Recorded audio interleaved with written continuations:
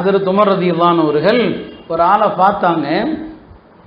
அவர் தன்னுடைய தாயை சுமந்துக்கிட்டு வர்றார், ஹஜ்ஜுக்கு வர்றார். உமர் ரலியல்லாஹு சொன்னாங்க, என்னுடைய தாய் இந்த வயதில் உயிரோடு இருந்து இந்த மாதிரி ஒரு பணிவிடையை செய்யக்கூடிய வாய்ப்பு எனக்கு இல்லாமல் போச்சேன்னு நினைக்கிறேன்னு சொன்னாங்க. தாயை தூக்கிட்டு வரக்கூடிய இந்த வாய்ப்பு எனக்கு இல்லாமல் போயிடுச்சேன்னு சொன்னாங்க.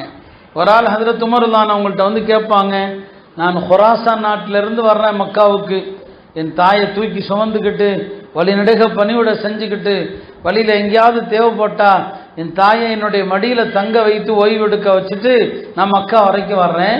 என் தாய்க்கு நான் செய்த இந்த பணிவிடைகள் எல்லாம் நான் என் தாயினுடைய கடமையை நிறைவேற்றுவதற்கு போதுமா அப்படின்னு கேட்பான். அவர் சொல்லுவாங்க, இல்லை, பிரசவ நேரத்தில் ஏற்பட்ட அந்த ஒரு வலி இருக்கு இல்லையா, அந்த ஒரு வலிக்கு கூட நீ செஞ்ச இந்த ஹிதமத்துகள் பணிவிடைகள் எதுவுமே ஈடாகாதுன்னு சொன்னான். இன்னைக்கு நாம தாய் தந்தையரை பார்க்கறது இல்லை, ஒன்று ஆள் போட்டு பார்க்கறது அல்லது காசை கொடுத்துறது. வயசான காலத்தில் நம்ம கூட வச்சிருக்கணும், ஒரு தனி வீடு வாடகை வீடோ அல்லது ஏதோ வீடோ மாதம் மாதம் அம்மாவுக்கு காசு கொடுத்துறது. ரொம்ப பேர் அதை பெருமையாக சொல்லுவான், நான் காசு கொடுத்துறேன் எங்கள் அம்மாவுக்கு. இந்த காசு என்னத்துக்கு தேவை இருக்குது?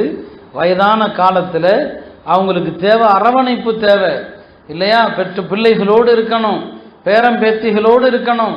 இந்த அரவணைப்புக்கு முன்னால நீங்க கொடுக்குற அந்த காசு அதுக்கு என்ன மதிப்பு மரியாதை இருக்குது? அருமையானவர்களை யோசிச்சு பாருங்க, இந்த தவறை செய்யாதீங்க. இன்னைக்கு நீங்க உங்களுடைய வயதான பெற்றோருக்கு என்ன செய்ய போறீங்களோ நாளைக்கு அதுதான் உங்களுக்கு நடக்கும், அதான் உங்களுக்கானது. எனவே நீங்க இந்த பெற்றோர்கள் விஷயத்துல ரொம்ப கவனமாக இருங்க.